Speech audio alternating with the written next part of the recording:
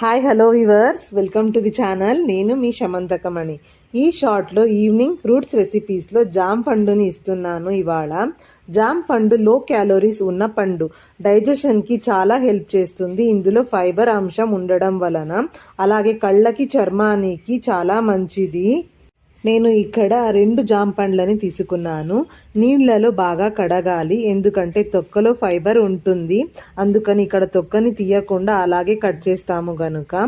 ముందు మరియు వెనక వీడియోలో చూపిస్తున్న విధంగా పండుని కట్ చేసి ఇలా ముక్కలుగా కట్ చేసుకుని తినండి.